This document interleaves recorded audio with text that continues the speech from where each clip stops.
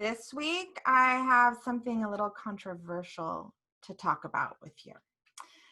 Before I get into the controversy, I just want to remind you that I'm working through a list of notes that I took at an Alternatives to Policing training that I went to at the very end of June 2020. I took notes on this whiteboard. Notice we've got 4 checks, 2 bullets left, so we got 2 more weeks to go.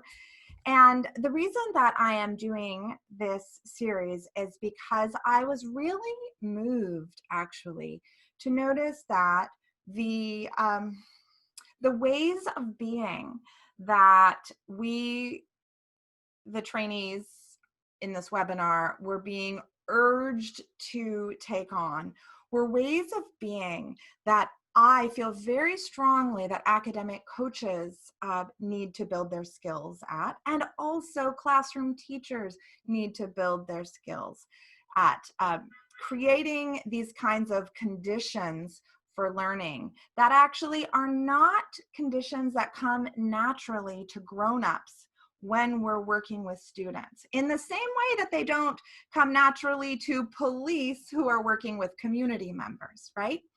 So today, the controversy is because in one of the scenarios we were being trained in, they said that if you're intervening in somebody in the community who's having a difficult time, like let's say somebody left a message for you at the switchboard for this nonprofit organization, and in their message, they are experiencing a domestic abuse situation. And so you call them back. And when you call them back, they have backed off and they don't want any help. After all, what we were told is that we need to trust the choices that people are making, even if they are refusing help. Can you read my handwriting? And this is a hard one to swallow for me specifically as an academic coach. Working with students, sometimes they refuse help. Many parents seek me out asking me to work with their student, and their student says, no, I don't want to work with you. And you know what? We have to trust the student's choices in that moment and trust that they're on their own life journey and they are going to be ready to receive help whenever they're ready to receive help. This is a really hard pill to swallow, isn't it? Sometimes this happens inside a coaching session working with a student where I offer them, they're happy to show up for sessions and they're happy to talk to me and practice tools that they might be able to apply to their school life, but they don't actually take action on them when they're on their own. And of course, there are lots of things that I can do, and I train educators to try when this happens with students. But we can't force a person to take action. We can't force a person to take on help. So this is, as I said, a hard pill to swallow, and it feels a little controversial because some people, some parents, and some teachers feel like, well, I have to make someone.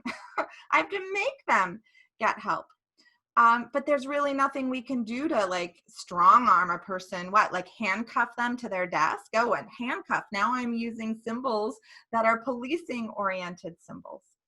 So what if, rather than forcing students to comply with what we think they need, what if we slowly or quickly even are able to change the conditions in which students are learning so that they more quickly make that choice for help themselves? And that's what I'm interested in doing with my trainings.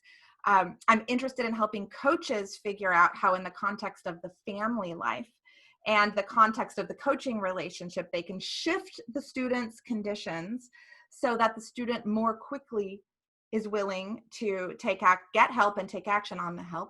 And the same thing in classroom environments. What are small tweaks that teachers can make to their communication style and also to the way they set up their community and their curriculum to make it more likely that a student actually will be more open to the help that we're offering? If these questions are intriguing to you, I would so love for you to dive into my tools and my community, and I would love to be in more communication with you. There are links below that are links to my free courses, to my paid courses. The Art of Inspiring Students to Study Strategically is my flagship course, and now summertime is the perfect opportunity to work through it. You still have time before the school year starts, and you'll have a brand new toolkit of strategies that will help students be more open to help more quickly. So check those out at the links below. And I have one more video in this series next week, because now we just checked off. I just checked that off. So we have one more to go.